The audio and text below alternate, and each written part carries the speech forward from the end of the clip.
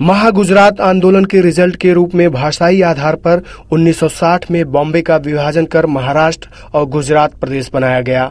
महात्मा गांधी की जन्मस्थली होने के साथ ही देश के विकसित राज्य के रूप में गिने जाने वाला गुजरात अपनी एक खास गुजराती संस्कृति के लिए विश्व प्रसिद्ध है। इस वीडियो में हम गुजरात के राजपूतों की वर्तमान स्थिति के साथ ही उनके ऐतिहासिक तथ्यों के बारे में भी जानने की कोशिश करेंगे। उससे पहले आप शौर्य टीवी को सब्सक्राइब कर लीजिए, जिससे आपको महान राजपूताना का अपडेट मिलता रहे। ब्रिटिश काल के दौरान भारत में 565 राजे रजवाड़े थे, लेकिन आपको ये जानकर आश्चर्य होगा कि इन 565 राजघरानों में से 350 राजघराने सिर्फ गुजरात में ही थे और उनमें 222 राजा गुजरात के सौराष्ट्र इलाके से बिलोंग करते थे। इन राजाओं में लगभग 95% राजपूत कम्युनिटी से बिलोंग करते थे। यही कारण है कि गुजरात में सबसे बड़ी लैंड होल्डिंग्स राजपूतों के पास ही थी। लेकिन बाद के वर्षों में बदलते राजनीतिक माहौल का परिणाम ये हुआ कि वर्तमान के सौराष्ट्र में पाटीदारों के पास भी बड़ी लैंड होल्डिंग्स हो गईं। इसका कारण ये भी था कि 1955 में सौराष्ट्र में जब भूमि सुधार हुआ तो राजपूतों की जमीन पटेलों के पास आई। लेकिन दिलचस्प है कि जहां पाटीदारों के पास ज्यादा जमीन थी वहां भूमि सुधार नहीं किया गया और उनके पास आज भी काफी जमीन है। इस कारण गुजरात में पटेलों और राजपूतों में तनाव की स्थिति दिखती है। गुजरात में राजपूतों के पास बड़ी लैंड होल्डिंग्स के कारण इस समाज के ज्यादातर लोग खेती करते हैं। इसके साथ ही गुजरात के राजपूत पुलिस में खूब जाते थे, लेकिन आरक्षण के बाद इसमें भी कमी आई। राजपूत बिरादरी खेती के साथ हीरा व्यापार में भी बड़ी संख्या में इन्वॉल्व हैं। गुजरात की जातीय संरचना बहुत ही जटिल है। विशेषकर यदि राजपूतों की बात करें तो यहाँ का राजपूत 2 तबकों में बटा है।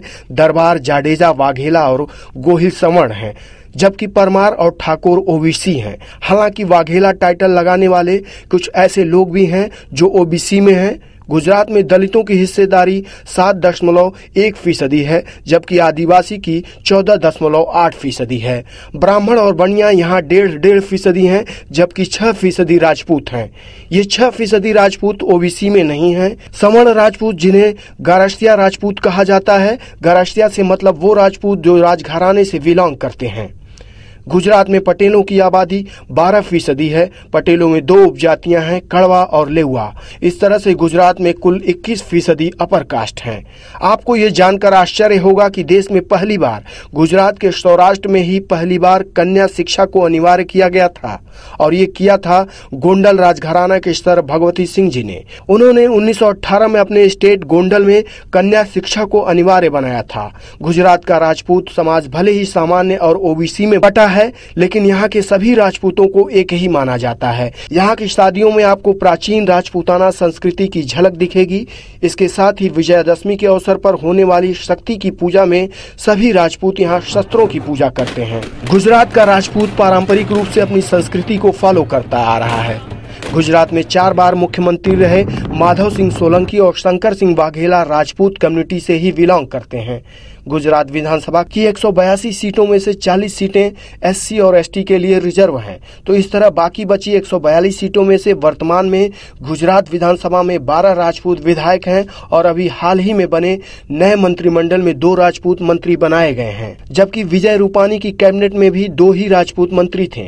माधव सिंह सोलंकी ने गुजरात में सामाजिक न्याय को आगे बढ़ाने का काम किया, जैसे कि मध्य प्रदेश के राजपूत नेता और मुख्यमंत्री रहे महाराजा अर्जुन सिंह ने किया था। माधव सिंह सोलंकी खाम थ्योरी के जनक माने जाते हैं।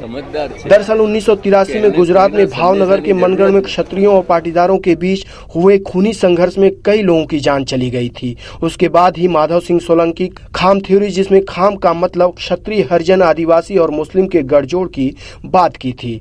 और 1985 के इलेक्शन में सोलंकी की अगुवाई में कांग्रेस ने 148 सीटों को जीतकर प्रचंड बहुमत हासिल किया। शौर्य टीवी न तो किन्हीं भी 2 समुदायों के बीच आपसी रंजिश को बढ़ावा देने का मंच है, न ही राजनीति का। चूंकि ये मामला राजपूतों से जुड़ा हुआ था, इसलिए हमने ये बात आपको बताई। हालांकि वर्तमान पीढ़ी अभी इन संघर्षों से आगे निकल चुकी है। भले ही यहाँ का राजपूत 2 तबकों में बटा है, बावजूद इसके मोटे तौर पर हम ये कह सकते हैं कि ओबीसी राजपूत भी क्षत्रिय एकता के नाम पर सवर्ण राजपूत को वोट दे रहे हैं। सवर्ण राजपूतों को गुजरात में बापू कहा जाता है और हम ये भी कह सकते हैं कि गुजरात में राजपूत एक डोमिनेंट कास्ट है।